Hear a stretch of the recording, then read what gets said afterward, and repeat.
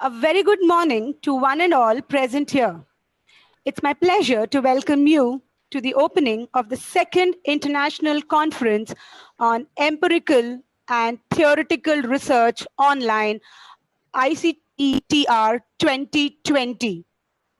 Technology has penetrated into virtually all areas of operations of education and entwined recently with the educational practices too.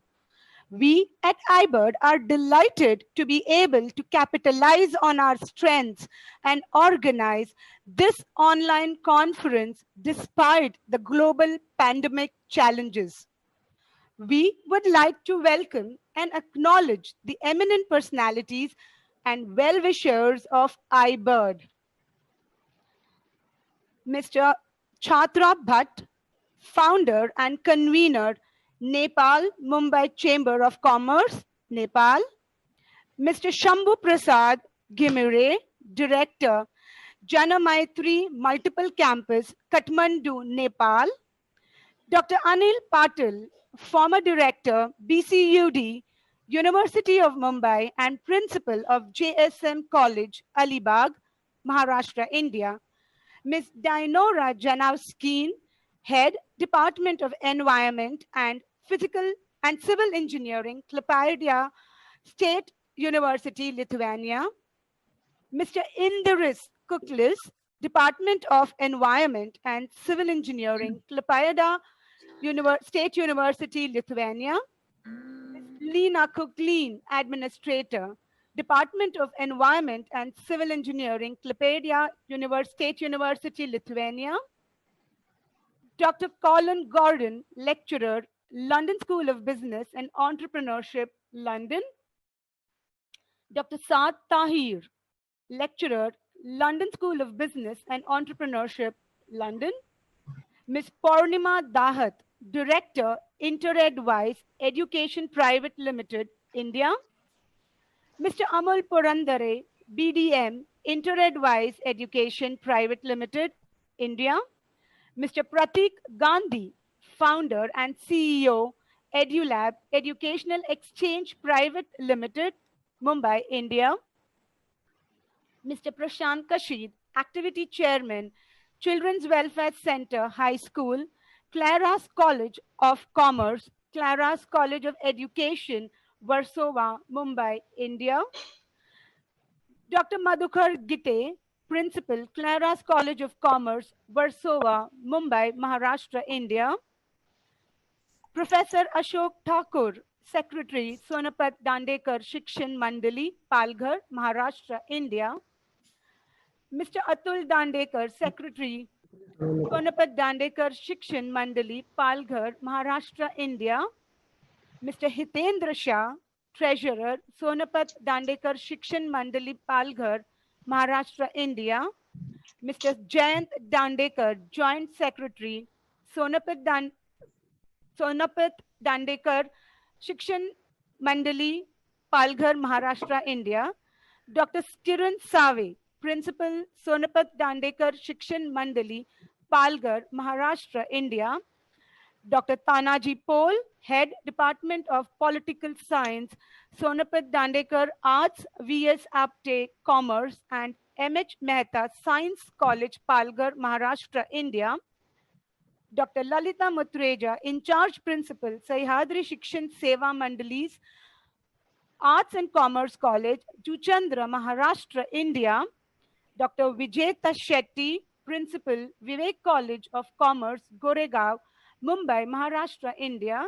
Dr. Neelu Khosla, Assistant Professor, Vivek College of Commerce, Goregaon, Mumbai, Maharashtra, India. Dr. Ganesh Thakur, Principal, Mahatma Phule Arts, Science and Commerce College, Panvel, Maharashtra, India. Dr. Sadanand Dharap, Principal, Bahu Sahib Nene ACS College, Pane, Maharashtra, India. Mr. Sudhir Puranik, Director, NSS Unit, University of Mumbai, India.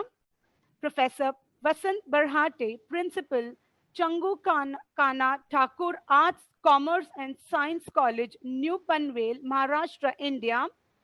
Dr. Chandrasekhar Marathe, Principal, Satish Pradhan, Sadhana College, Thane, Maharashtra, India, and Dr. Padma Deshmukh, Principal, Anna Leela, College of Commerce and Economics, and Shobha Jairam Shetty College of BMS, Kurla, Mumbai, Maharashtra, India. Thank you once again for your untiring support. We will start the program in the next 3 minutes.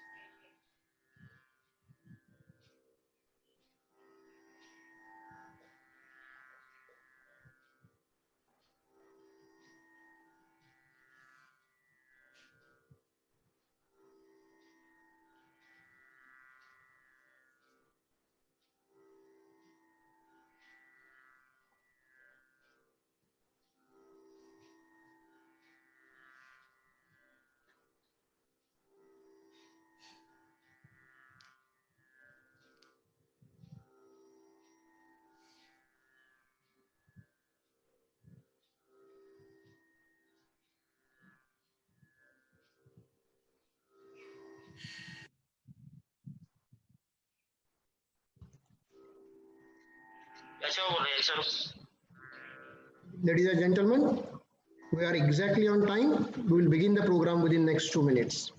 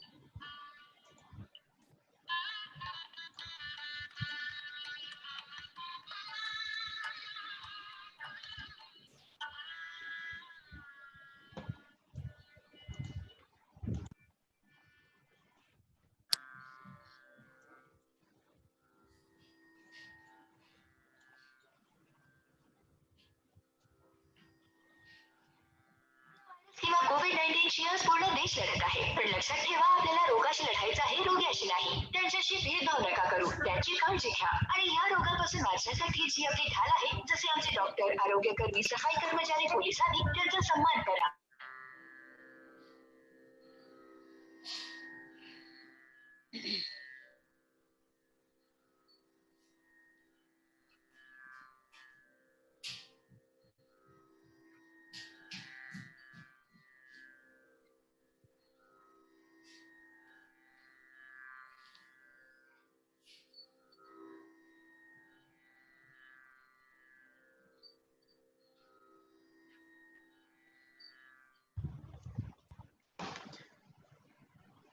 Good morning, ladies and gentlemen.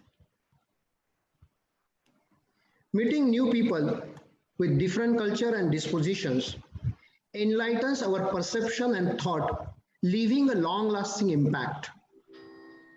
We witness some of the many different aspects and solutions which exist on the same issues. We socialize with our fellow participants at coffee breaks, lunches, and social activities. Each one has something unique within itself, and conference serves as an excellent platform for such a collaborative and enriching experience. They bring together people who share a common discipline from different parts of the world, bringing different forms of ideas which build into something greater. As you step up and attend conferences, you build a network of people who can raise your caliber of work to a greater heights as to achieve a shared objective. This is how we engaged over the years in the academic conferences. But now imagine a conference without socializing or learning more about the other people's cultural tradition or meeting them in person. No coffee breaks, no chit chat due to the new norms of pandemic. Should we let this platform go off? Certainly not. The organizing team could not let this platform be washed away and hence decided to go to virtual. Determined to keep the show on, we at iBird have organized its second international conference on empirical and theoretical research online, commonly known as ICETR 2020, in collaboration with VIA University College Denmark, Klaipeda State University of Applied Sciences Lithuania, London School of Business and Entrepreneurship London, InterAdvise Education Private Limited India. Evoking researchers' personality, capacity, and insight, the team wished to infuse both the theoretical and empirical research in the conference. It envisioned the blend and translation of the theoretical research into empirical and vice versa. At the outset, today we are sure this virtual conference would be engaging and fruitful as it was always. For all of us, only the venue is disintegrated, but the spirit to learn, collaborate, and exchange ideas remains high. Nevertheless, I thank you all for accepting this paradigm shift with enthusiasm, encouraging and keeping us motivated even during the pandemic. Excellencies, distinguished dignitaries, ladies and gentlemen, it gives me immense pleasure to extend to you a very warm welcome on the behalf of iBird, International Board for Education, Research and Development. The second ICTR, International Conference on Empirical and Theoretical Research, termed fondly as ICETR 2020, rose above all the challenges to go online. It indeed an honor for us to have Padma Vibhushan, Honorable Dr. Anil Kakadkar sir, as a chief guest for the conference. A warm welcome to you, sir. As a tradition, we will begin the program with national anthem. I kindly request all of you to rise for the national anthem. And I call upon Mrs. Manasi Dixit to please do the honors.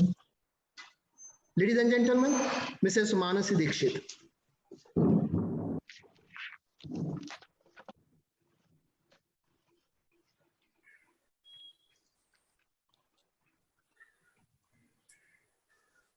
जनगण मन अधिनायक जय हे भारत भाग्य विधाता पंजाब सिंध गुजरात मराठा द्राविड उत्कल बंगा हिमाचल यमुना गंगा उच्छल जलधि तरंगा तव शुभ नामे जागे तव शुभाशिष मागे गाहे तव जय गाथा जनगण मंगलदायक जय हे भारत भाग्य विधाता जय हे जय हे जय हे जय जय जय जय हे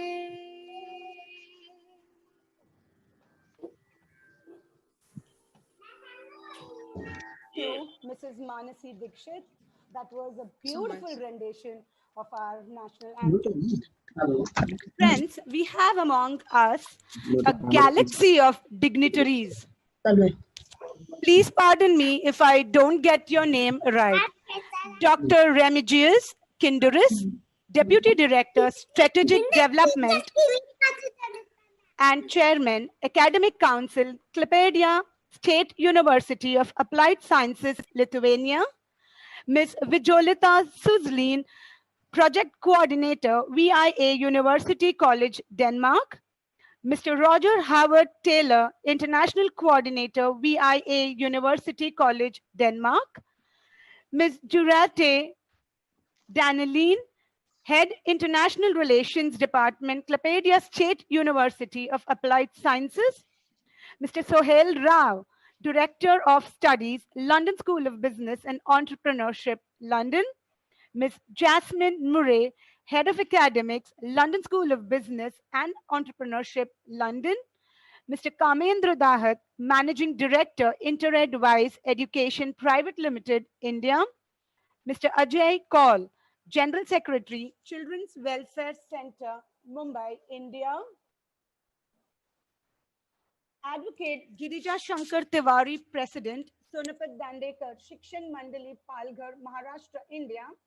Mr. Vinay Gopikishan Patil, Chairman, Managing Director, Sahyadri Shikshan Seva Mandals, Art and Commerce College, Juchandra, Maharashtra, India. And Mr. S. Sriram, President, Vivek Education Society, Mumbai, India.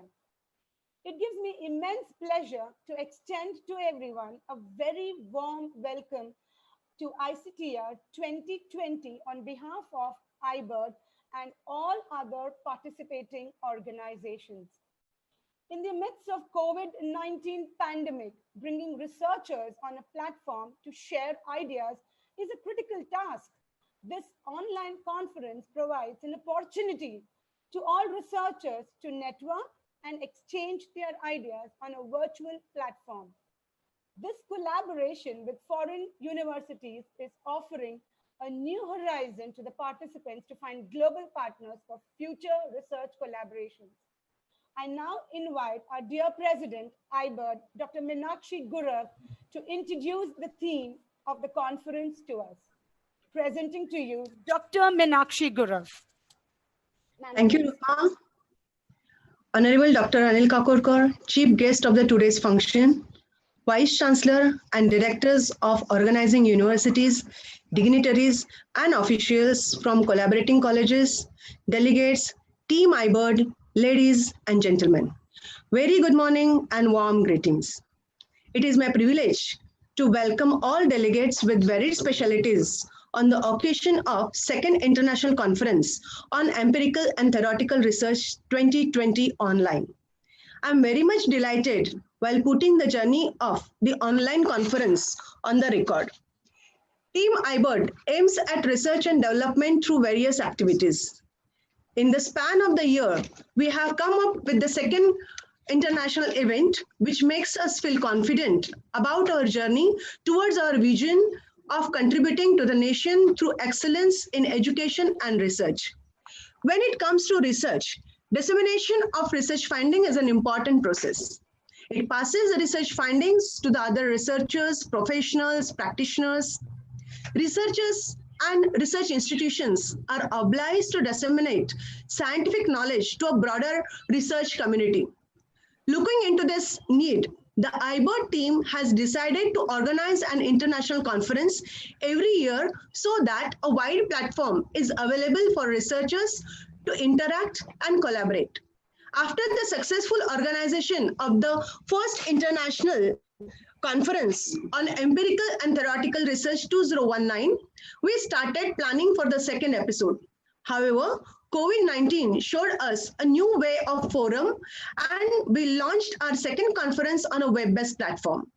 I'm happy to share with you that the overwhelming response for the conference and the fate of the researchers made this conference successful in true sense. The conference received 83 research papers from different disciplines. Many researchers have put forth their views on several aspects of COVID-19. Education, literature, media, ergonomics, architecture, banking, synthetic chemistry, ethnopharmacobotany, technology are some of the broad themes discussed by the researchers. The participation is represented from almost all states of India. The participation from Nepal, Mauritius, Lithuania is also citable.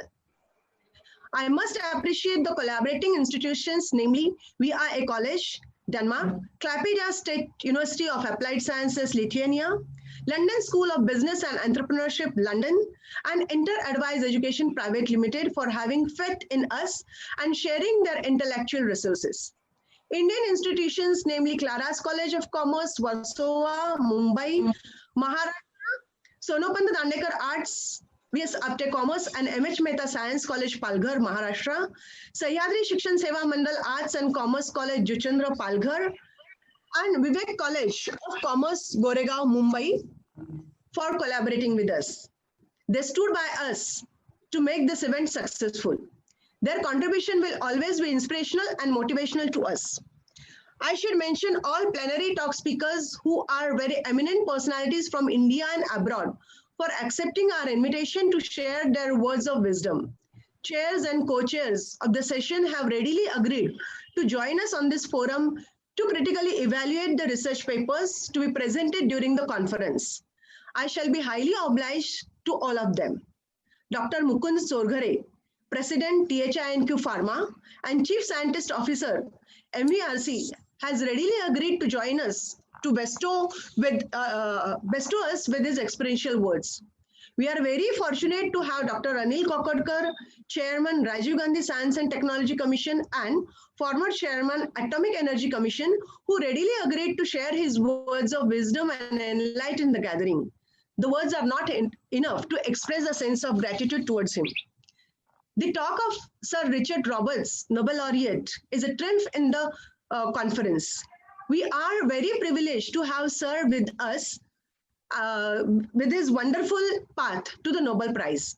His words of wisdom will uplift the morale and the confidence of every entrant. I am thankful to the whole team of iBird for their wholehearted support and work to make this moment to happen. I should share with you that this journey has begun a month before, and within a span of a month, the journey has come to this stage.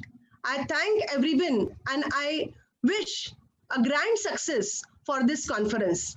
Thank you. Thank you very much. Thank you. Thank you, ma'am, for the detailed rendition of iBird, its history, and the insights into ICETR 2019. It took us back in time when that conference was a real success.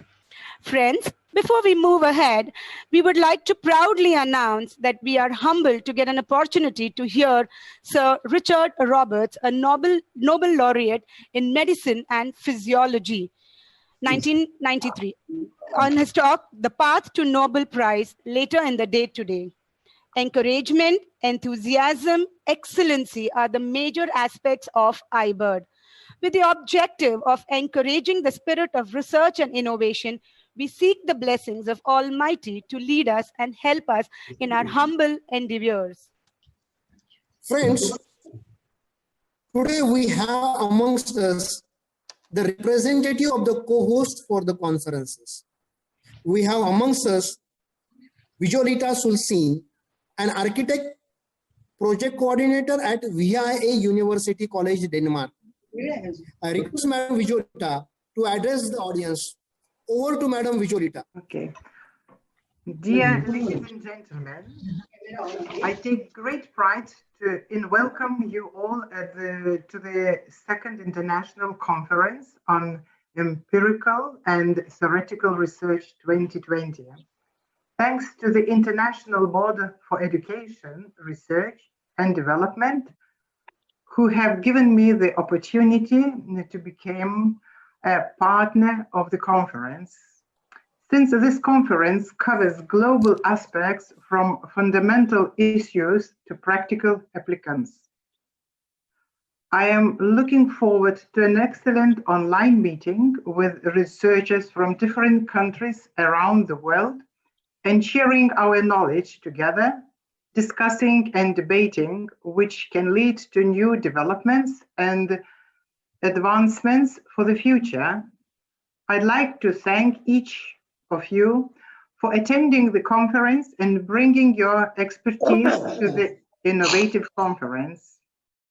Dear delegates, you have the vision, the knowledge, and the experience to help us pave our way into the future.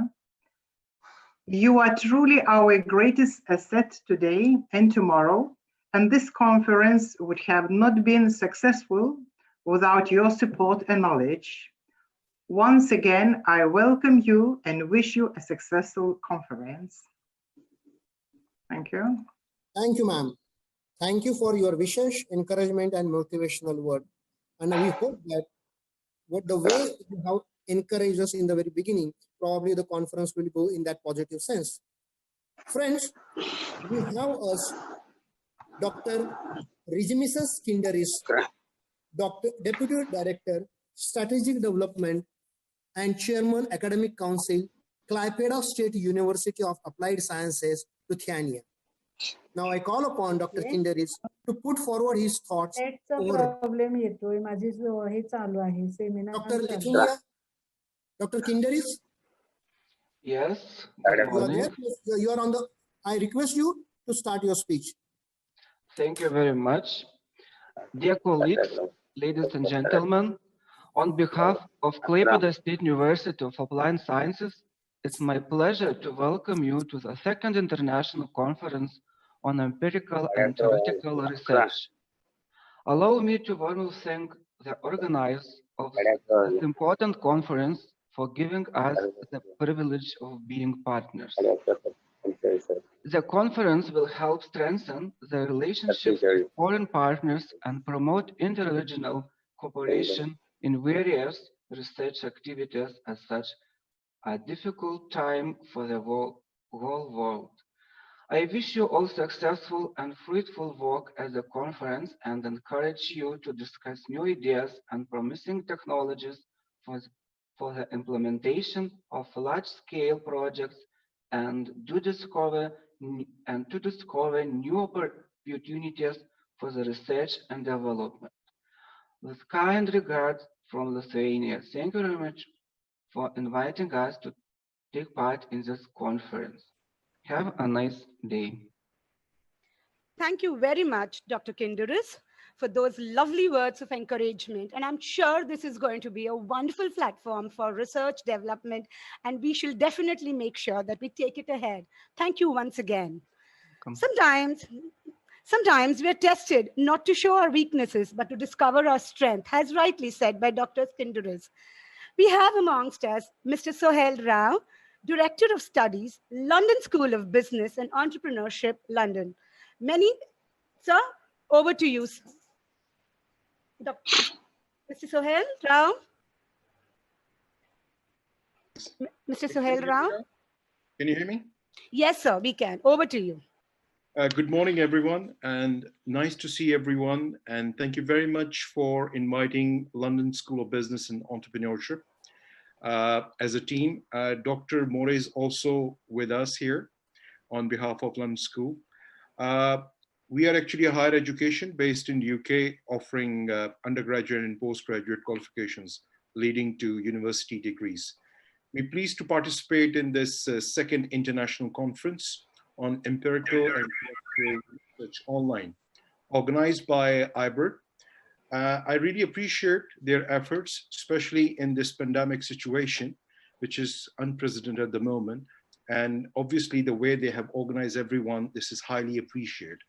I would expect that this kind of events will be further organized by the team of IBERT, and I hope this will give a remarkable credibility to your organization. Thank you very much. Many thanks, Mr. Sohail Rao. Many thanks for the enthusiastic and encouraging words. This will surely boost our motivation and take us much, much ahead. Thank you. Thank you. Success doesn't come from what we do occasionally, but it comes from what we do consistently. Ladies and gentlemen, we have amongst us Mr. Kamendra Dahat, Managing Director, InterAdvice Private Limited, India. Sir, I request you to kindly address the audience. Yes, good morning, everybody. And first of all, I take this opportunity to congratulate Team IBERT for arranging this successful second research conference. InterAdvice Education is happy to collaborate with Team IBERT, an NGO of intellectual and ambitious people who have a very focused vision to contribute to the nation. The IBERT is the pioneer in the conducting online international conference with such a huge response. They have not left any stone unturned in giving best to the delegates. Eminent speakers from several corners of the world are contributing their thoughts and ideas to make this conference a real forum for research discussion. Meticulous planning and continuous follow-up with every stakeholder is the key success of this conference. I'm pleased to be part of this forum. The words of Frank Hossain,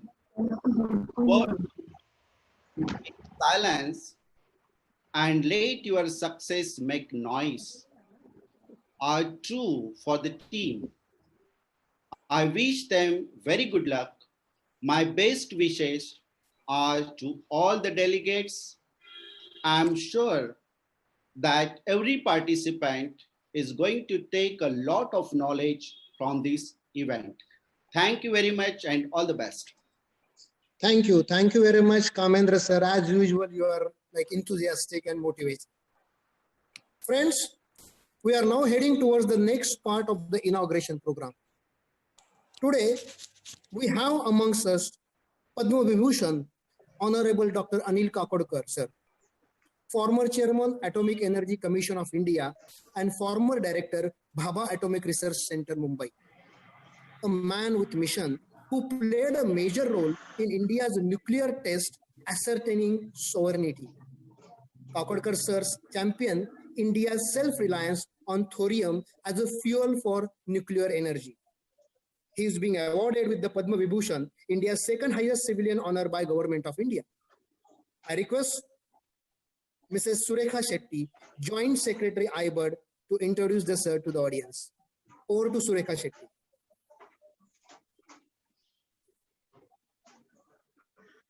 Surekha?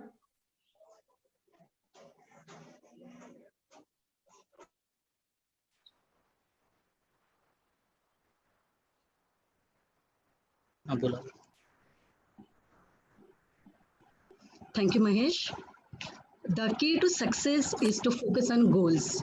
Any introduction since your services to the nation, not obstacles. Dream it, believe it, build it. Good morning, everyone. I'm profusely elated to take an opportunity to introduce our chief guest of the day, Honorable Dr. Anil Kakodkar, an eminent scientist in the field of atomic energy program. So, you hardly need any introduction since your services to the nation and footprints in the research are enviable. So, I was the director of Bhabha Atomic Research Center. He served as a chairman of the Atomic Energy Commission and as a secretary to the Department of Atomic Energy, Government of India. After getting superannuated as a chairman from his service of more than 2 decades from Atomic Energy Commission, Sir is now contributing his intellect as a chairman, Rajiv Gandhi Science and Technology Commission. He constantly worked for self-reliant development of nuclear reactor systems to address the Indian program requirements. Building of Dhruva reactor, the first nuclear reactor of Asia and the world's biggest nuclear reactor with indigenous technology, was raised by Sir right from its conceptualization till development. Under his directorship, India became a part of International Thermonuclear Experimental Reactor. Under the aegis of the Homi Bhabha National Institute, Dr. Kakodkar conceptualized a unique PhD program.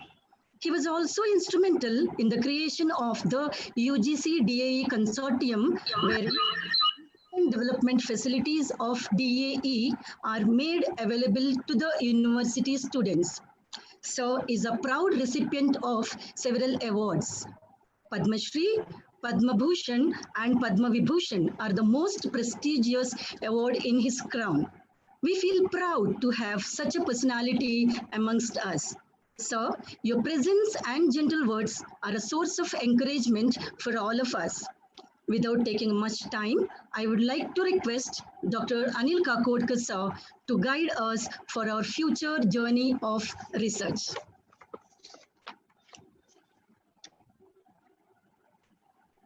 Thank you. Thank you for that very generous introduction. And also thanks to all of you, particularly the International Board for Education, Research and Development, and several other organizations who are a part of this conference. I'm grateful to all of you for this invitation to be here and share a few thoughts with all of you on this very important occasion. Dr. Meenakshi Gurov, President of International Board of Education, Research and Development. Special thanks to you. As we were talking, when I first got this invitation and the information about this conference on empirical and theoretical research, I was, to tell you very frankly, quite confused, because I was trying to figure out if you cover this subject and the themes of your conference includes everything from humanities, commerce, management, science and technology, interdisciplinary areas. And we are having this conference on empirical and research areas. So I was wondering what is left in as far as research is concerned. So I kept on asking for more and more information just to figure out about the complexion of the discourse that would take place here. And I'm very grateful to Dr. Gurov for making available the book of abstracts, the detailed programs and everything available to me. And so that will help me to kind of be little precise and be of value in terms of this keynote address. I hope you would also feel the same at the end of this talk. As I notice, this conference is with the global participation. A large number of institutions from across the globe are participating, or they're responsible for organizing this meeting. and there is a significant participation. What is of particular interest to me is to see a large number of colleges and institutions for higher education and research from this area around Bombay, not necessarily so much the core of Bombay, which also is represented, but more about the surroundings of Mumbai, which is an equal or probably larger part of Mumbai University, which constitutes a significant membership of this International Board of Education, Research and Development. And so whatever I'm going to speak is with that background, with that understanding of the audience. Now, couple of points before I go further. I must appreciate the interdisciplinarity or multidisciplinarity of this audience or the participants who are taking part in this meeting. Multidisciplinary work is clearly very important, and we are actually struggling to even create interdisciplinary work between similar topics. For example, if one talks about science, I think we need to create a lot of collaboration between different disciplines of science itself. Here, we are talking about collaboration across the board. And that, I think, is a wonderful initiative, particularly in the context of taking research to a more meaningful level. And to me, the value of this conference title, the empirical and theoretical research, looking at it together with so many disciplines, is so valuable that I had decided to talk essentially around this theme itself. Before I do that, because I have something to tell about the delivery of education and its impact on society, to which I will come to in a little while. But I must also recognize that the countries and societies, they grow, they scale bigger heights, essentially on the basis of the institutions they hold. And that, according to me, the institutions, I consider them to be one of the 4 key pillars for any nation or for any society. As I said, institution is one of them, but also the technology, the higher the level of technology with which the society or the nation is endowed with, greater heights that nation or society can scale, which is, of course, quite obvious. So institutions, technology, and then, of course, you need infrastructure. You want good quality of life, people to be effective in whatever they want to do. You must have a good infrastructure. And the 4th pillar, most important of all in my mind, is to have a system of recognition for performers, system of peer recognition, system of incentives for those who perform better. Because any society which recognizes talent, which recognizes high performers in that society, is certainly destined to encourage people to do better, do more, and do more important things. And that's what takes the society forward.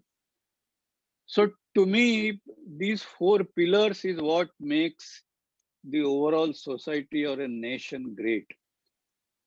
Now, talking in the context of education or the contribution of education to societal or national development, clearly we are talking about institutions like universities, institutions like higher education, uh, institutions like colleges and other institutes.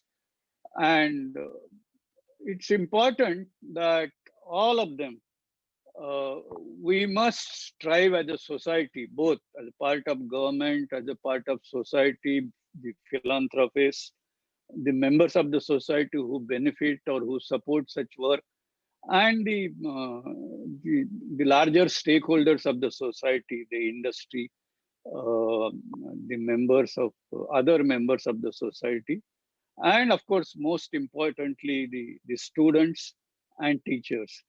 I think all of them have to work collectively to take the education or research institutions to go to greater heights. We must recognize here that we can't distinguish between education and research, certainly not in higher education. According to me, we should not distinguish that even when it comes to school or even primary education. I think that's where we inculcate the spirit of research or spirit of innovation. And looking at this composition of this group here and recognizing that the large part of this group belongs to Mumbai University, I just want to make a few comments about the university system and more particularly Mumbai University. We all know Mumbai University started or began in the year 1857. So little more than 160 years as of now.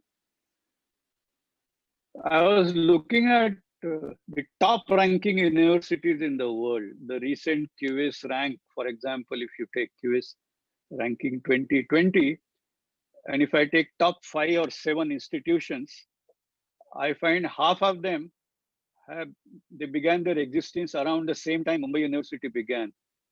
For example, MIT began in 1861, Stanford began in 1885, Caltech began in 1891, ETH Zurich began in 1885. So these are MIT is at number 1, Stanford at number 2, Caltech at number 5, ETH Zurich at number 7.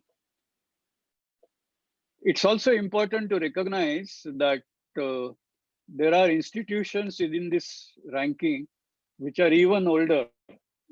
For example, Harvard began in 1636, so more than 200 years before Bombay University. Oxford began even earlier, 1096.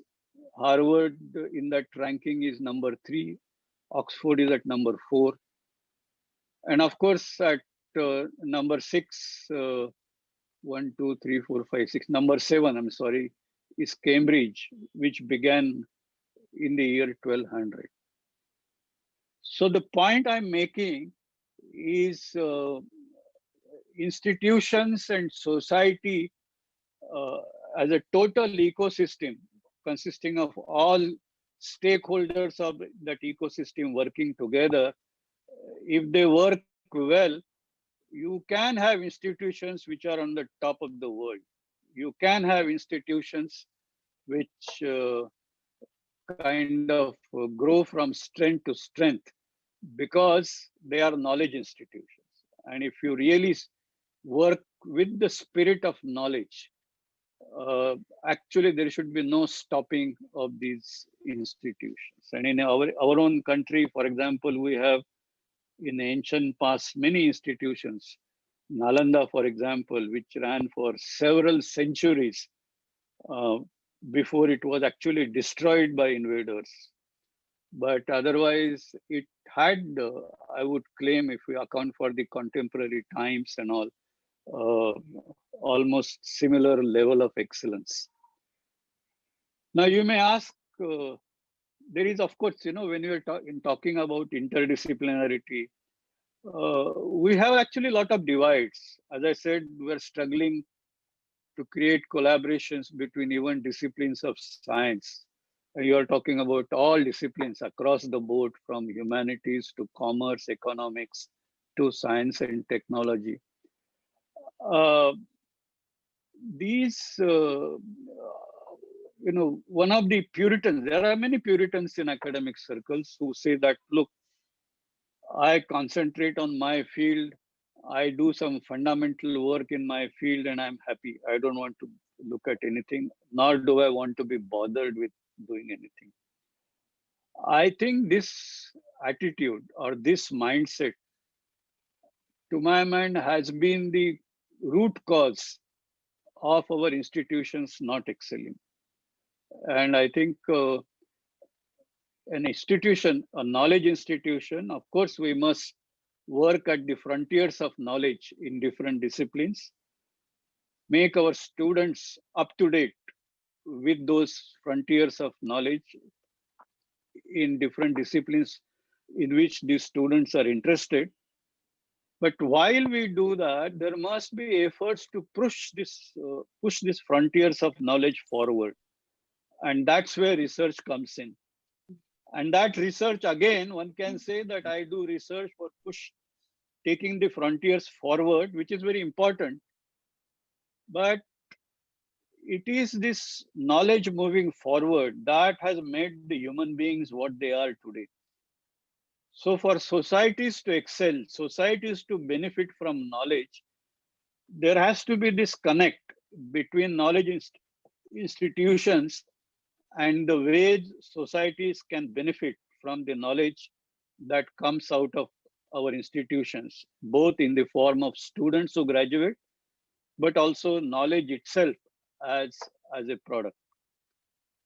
Now, and this is where I think we need to be focusing on the second part of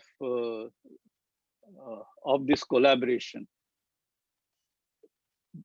Depending on my attitude, I may want to just excel on knowledge activity, but even so, wherever there is a possibility of an application of whatever I do, if I don't want to be bothered, I must at least spend minimum time to collaborate, get into handshake relationship with somebody else who can take this forward for the benefit of society. If I want to do it myself, that's wonderful. But we must be able to take it forward either by ourselves or through collaboration. And I think institutions must excel in both of them. And I'll talk about measures of excellence in this broad range, doing basic things all the way up to applications. But just to recount the benefit that such collaborations and the higher education institutions can create, I was just looking at some information from Stanford University, for example, which is the second in the QS ranking 2020.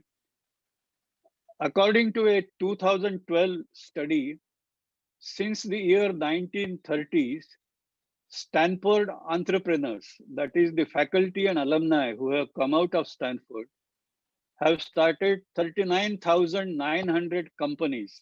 That's the level of contribution to economy that Stanford has done, which in turn has created 5.4 million jobs. And these are jobs at the high end because they are university graduates.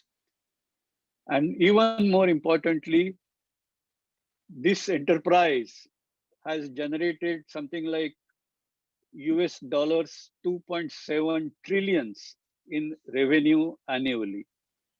So that is the level of contributions knowledge institutions can make. And we have examples in this world which are making. And recognize Stanford University was created in 1885 when Mumbai University was created in 1857. So I am, of course, focusing on Mumbai University because I think most of us in this group belong to Mumbai University.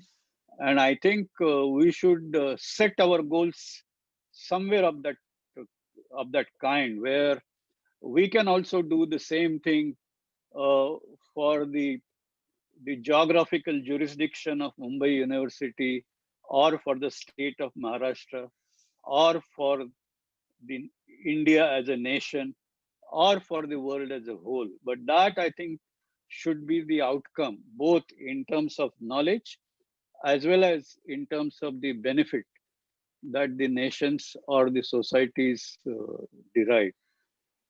Now, of course, there are many ways of doing this. For example, I come from engineering discipline, and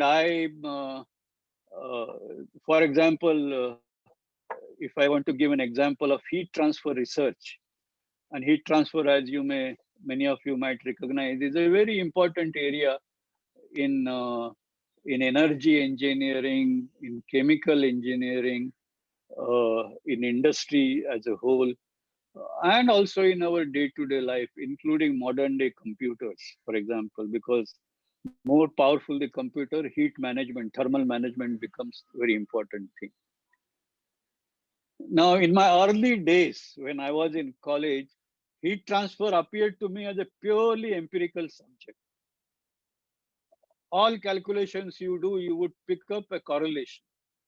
And that correlation would be derived by doing experiments, where you design those experiments looking at principles of similarity, and then look at parameters described in the form of several dimensionless numbers, and through those experiments derive correlations, empirical correlations.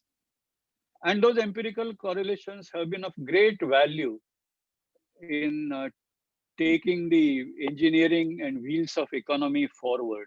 And I would say till about a couple of decades ago, that was the main basis. But then advanced the knowledge to a level where we started looking at this phenomena of heat transfer at multiple scales. We started looking at it on a macro scale, where we're talking about large bodies, when we're talking about conduction, or we are talking about larger size equipment when we're talking about convection or even radiation. From there to down to scale which are at the level of the size of eddies, down to the level at which we are talking about even small molecules, and they all are amenable today for simulation. Closed form solution, of course, is very complex, although in some cases you can do that. Conduction is a very classic example. But numerical methods allow you to simulate all of them in great detail. And this is not necessarily restricted to heat transfer. You can do so in structural mechanics. You can do so in biology, for example, when you are looking at multiple scale. And so today the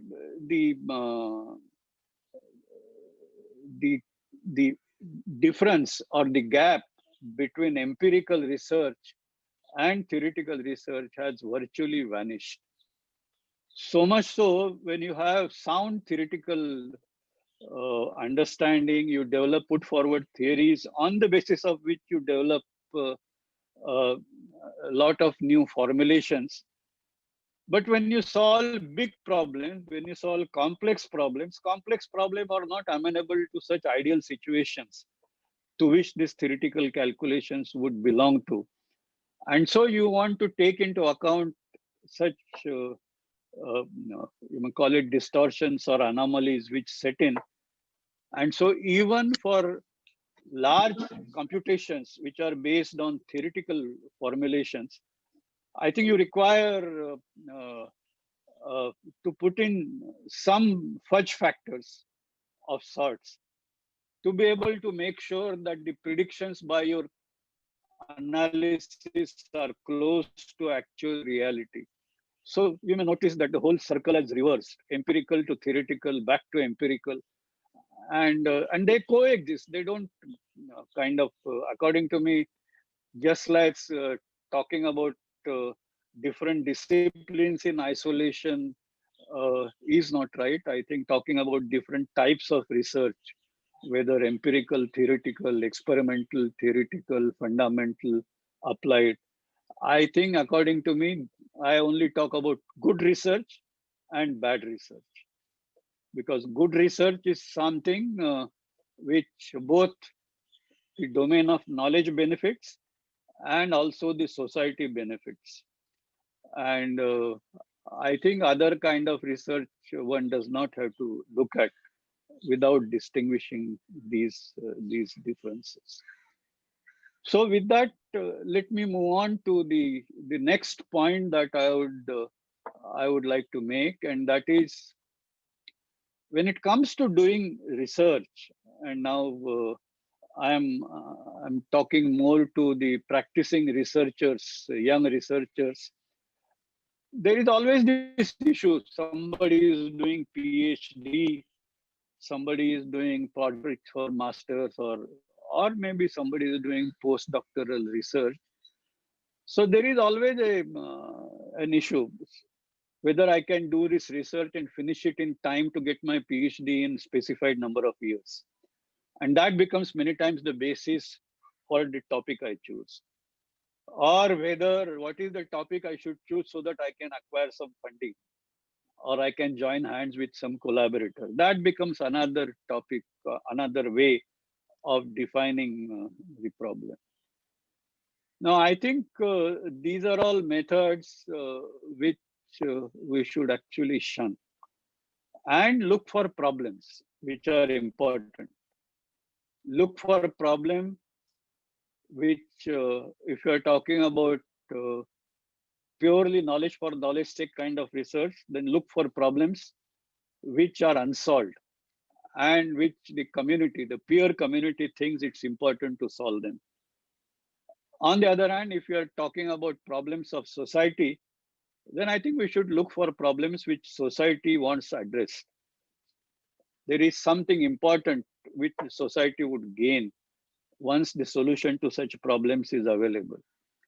And so I think problem identification is extremely important. And this is where I got attracted to look at the composition of different themes and the papers and the disciplines which are represented in this conference. If we to identify a problem of importance to society, I think, and let's say we're talking about research in the science domain, science and technology domain, unless you engage with disciplines in humanities and to some extent disciplines in economics or commerce, I think it will be very difficult for you to identify an important and a genuine problem. I know some of my friends who, to identify good problems, they actually go to rural India. They spend time there. They talk to people, not just students and faculty of colleges there, but also the members of society, the farmers, the people who live there, artisans of that area, and then try to understand what are their problems. And many times you find very important leads for research, which is actually could be world class to get the solution to that, to such a problem. And I think if now you engage in such research and give a solution to this problem, then you are really making a huge difference to the society. If I had to give a simple example, let me give you an example of Jaipur Foot, which many of you might have heard. Jaipur, the Mahavir Institution, it's in Jaipur, but Jaipur food is international. All over the world, it has benefited. Now, this aim of that development is to benefit poor people wherever they exist. And they have largely succeeded in fulfilling that. But when I went to this institution, I found researchers from MIT, researchers from other very top universities coming there because they are doing a project, because they're understanding. And of course, they have done good research there, but the institution has benefited. We have at IIT Bombay an innovation ecosystem in biomedical technology area, which is called BETIC. And it's today, I don't want to boast, but it will be surely the largest ecosystem for innovation, particularly in biomedical area. And they have taken this forward. And there is a researcher from IIT Guwahati, there is somebody from IIT Chennai, and there is also a mechanic from some Uttar Pradesh whose wife was polio stricken. And this mechanic was a cycle mechanic. So and all of them put together, and they have done a wonderful development on creating these prostheses, which have won several international awards. So I think that is the power of such collaboration, and you can make the research of that kind possible even here. And if this kind of more and more examples grow, and larger part of our higher education system gets engaged in this kind of research, I see no reason why Mumbai University cannot be, if not equal to, at least somewhat closer, where the society would feel that Bombay University has given us not only good students, not only good alumni, not only good industrialists, not only good political leaders, but Bombay University has also given the nation so much of wealth out of knowledge activities happening here. And I think that is what we should aim at. Now, the next is how to do this. We must have a value system to recognize what is excellence. What do you mean by excellence in the kind of work that we do? And so it's important that this yardsticks of excellence must be developed consistent with the objectives of our institutions. For most of us in education, teaching is our number one objective. So there must be a measure in terms of how good one is towards teaching. But at the same time, we should do research. So it's good to examine how good is the research that we are doing. That research is not just for research output, publications and all, which is of course important, that must be measured. But that research must lead to benefit. So there must be a way of measuring. How do you measure the benefit out of research other than the research papers? So they say, okay, look at patents. But patents, if you take a patent and it lies on the shelf, what good it is? So there is a question of how much technology you have been able to transfer. How many startups you have been able to create. How many prizes come up out of that knowledge. As I mentioned from the example of Stanford. And you must have a measure of excellence in each one of these areas. Now, who should be the arbitrator of these measures? We have this habit of counting, bin counting. How many classes you have taken, how many papers you have published. Somebody says, I have published 100 papers. Now, does somebody who has published 100 papers better than somebody who has published 50 papers? And you will all agree that not necessarily so, because quality of papers counts. How many people have read that paper matters. How many people have cited that paper matters. how many technologies have come out of the research that is embedded in that paper matters. So there has to be this peer assessment. And peer assessment would include, if you're talking about research, it certainly would include on the research output.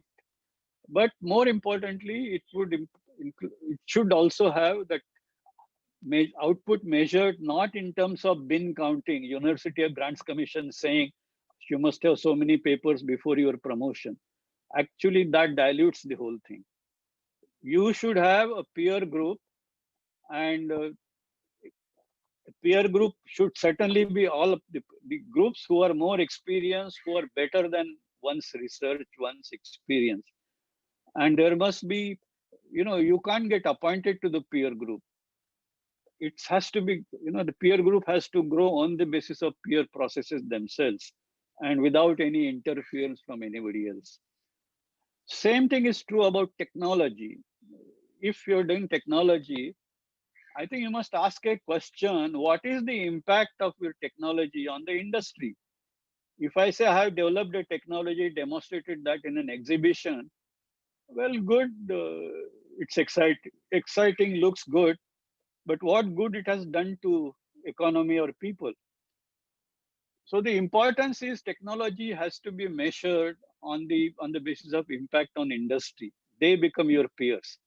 On the basis of impact on society, particularly if it is a rural society, they become your peers.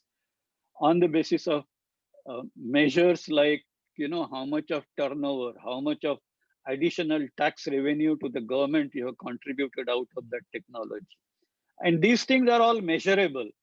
Only thing is we are not bothered to create those measures. And that I think we should create these measures.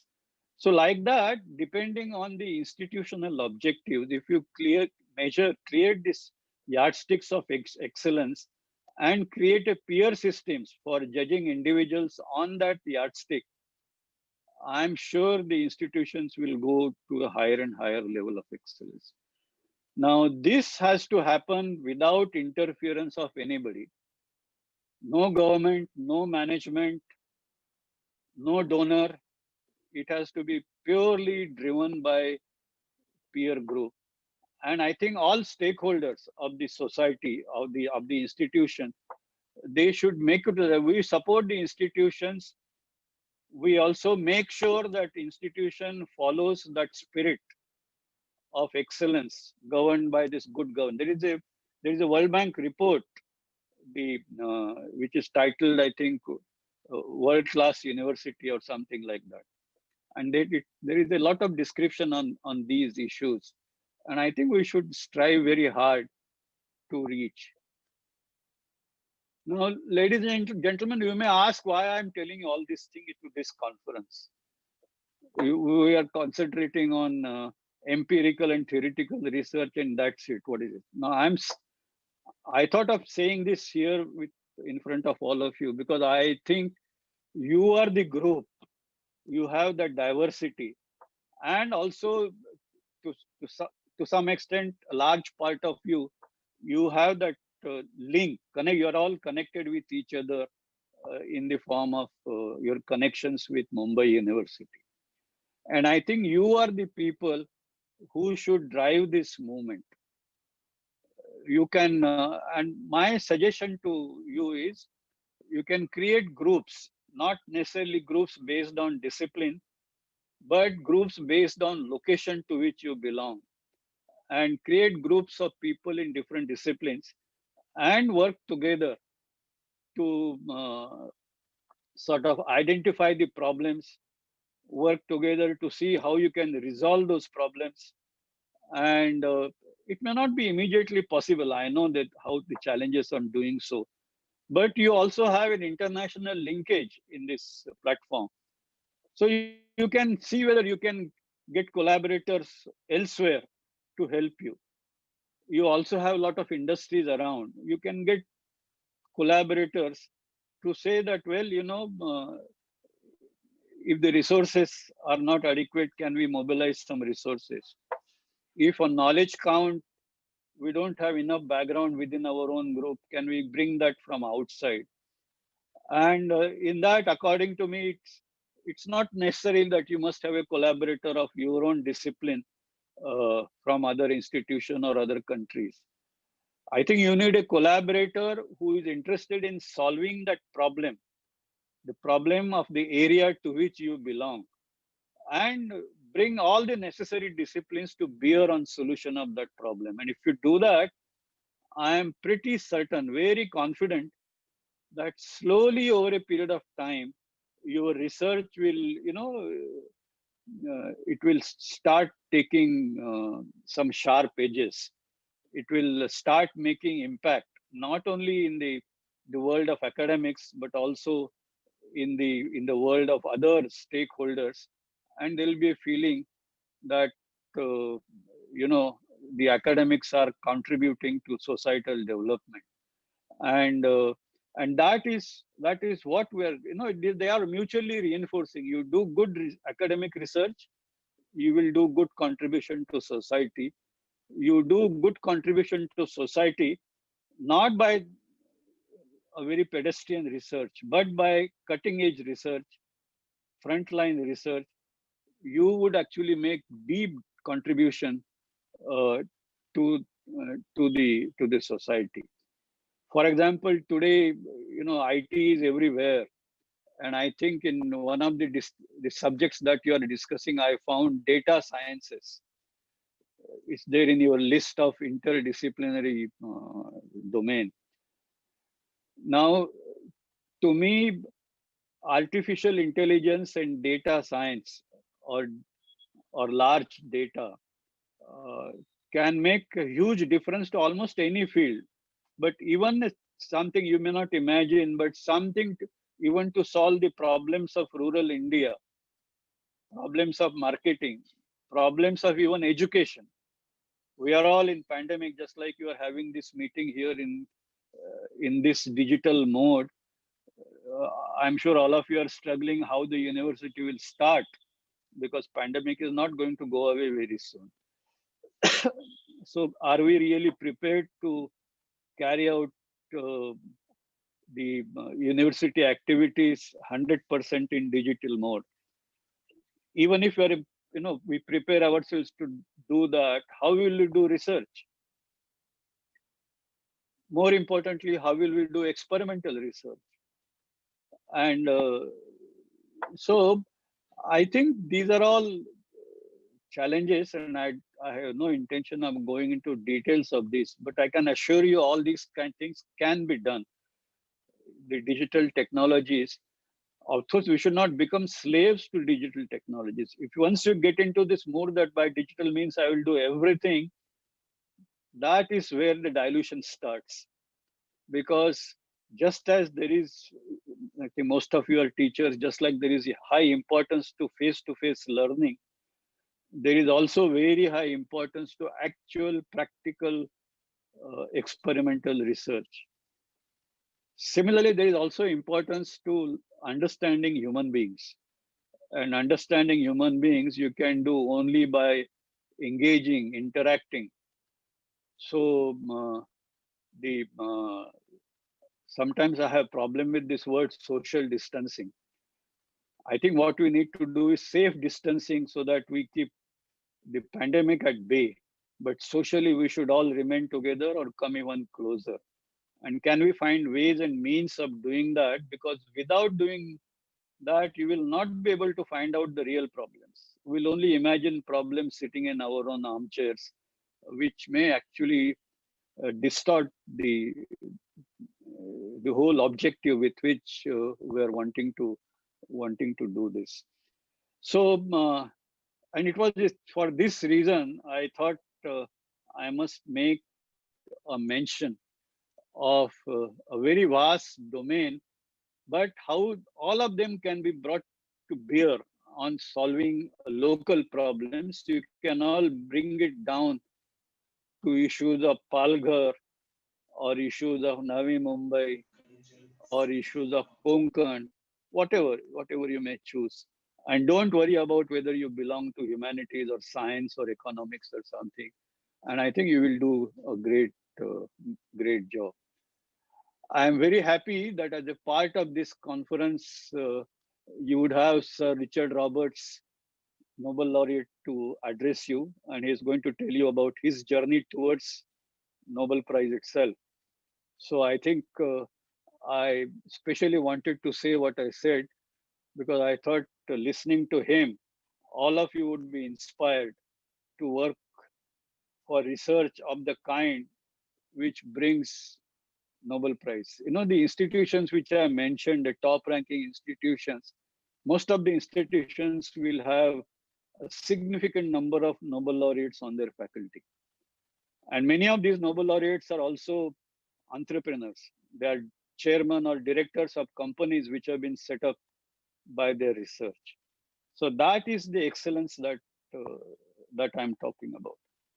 Nobel Prize winning research on one side, and enterprise which churns out billions and trillions of rupees in Indian context. And I think we have to work towards that future. I think working together, working in collaborative mode, the kind of configuration all of you have, I think this is eminently possible. So I wish all of you all success in this conference, which I'm sure you have a very precise agenda, because you must. It's important that whatever we do, we should be precise, even if it's a small segment of a pie that you are talking about. But I thought I must present the whole pie before you, so that progressively you can look at other segments, and time will come when you will be able to look at the pie as a whole. So I wish all of you good luck in movement towards that future, and thank all of you for this opportunity for me to be able to talk to you, engage with you. Thank you very much.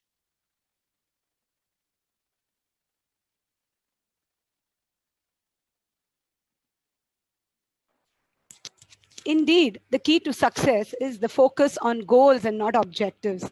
Truly said, sir, education, technology, infrastructure, and a system of recognition are the four pillars of any society.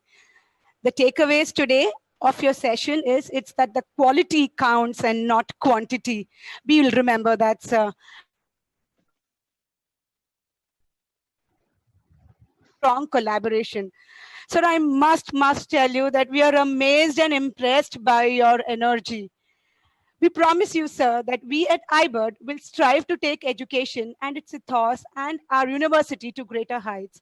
Thank you very much for this highly motivating and inspiring words. Thank you, sir. Thank you. Thank you. Friends, we have now begun this conference with such a high note, so much of energy. I hope that the coming 2 days will bring out very, very fruitful deliberations. I now call upon Dr. Bhushan Lange, Secretary, iBird, to propose the vote of thanks. Over to you, Dr. Lange.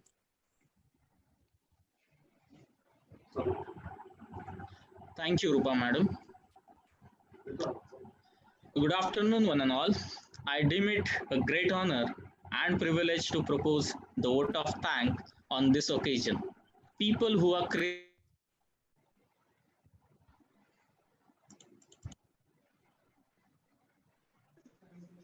So we can't hear you. Sir, we can't hear you. Please unmute yourself. Yes. Yes, sir. Am I audible? Yes, you are. Yes, very much. So it will be nice if you can start from the beginning, sir, because it went off in the first line itself. Yes, madam. Thank you. Good afternoon, one and all. I deem it a great honor and privilege to propose the vote of thanks on this occasion. People who are crazy enough to think they can change the world are the ones who do. It is my pride privilege to extend my hearty vote of thanks to a brilliant scientist with a prolific mind, a man who has been the reason of the development and the success of nuclear program in India, Padma Vibhushan Dr. Anil Kakodkar. Sir, your presence and gentle words are a source of encouragement for all of us. Thank you so much, sir. I wish to express my deep sense of gratitude to Ms. Violeta Salsins, Project 2 Coordinator, VIA University College, Denmark, Dr. Remigius Kindres, Deputy Director, Strategic Development and Chairman, Academic Council, Klaipeda State University of Applied Sciences, Lithuania, Mr. Sohel Rao, Director of Studies, London School of Business, Entrepreneurship, London, Mr. Kamendra Dahat, Managing Director, Interwide Education Private Limited, India, for their collaboration with us in this venture of organizing international conference. I take this opportunity to extend my heartiest gratitude to Mr. Ajay Kaul, General Secretary, Children Welfare Center, Mumbai, Advocate Girija Shankar Tiwari, President Sonopant Dandekar, Shikshan Mandali Palghar, Mr. Vinay Patil, Chairman, Managing Committee, Sahyadri Shikshan Seva Mandal, Arts and Commerce College, Juchandra Thane, Mr. S. Sriram, President Vivek Education Society Mumbai, for their support by co-organizing this conference. I also would like to thank all the panelists and delegates for their kind participation in this conference. Thank you one and all. Thank you. Thank you so much, Dr. Lange. I would now like to make a few announcements. One is that the individual sessions will begin at 2 p.m. All of y'all have been given your login IDs by email. Kindly use that to log in into your respective rooms by 1:45. There are 3 rooms, links have been sent, and if they have not been sent, kindly contact the hosts who are managing your rooms. Also, a gentle reminder to be present for the talk on the path to the Nobel Prize by the Nobel laureate, Sir Richard Roberts, at 5:30 today. Thank you one and all for being present here. See you all at 1:45 at your respective rooms. Thank you.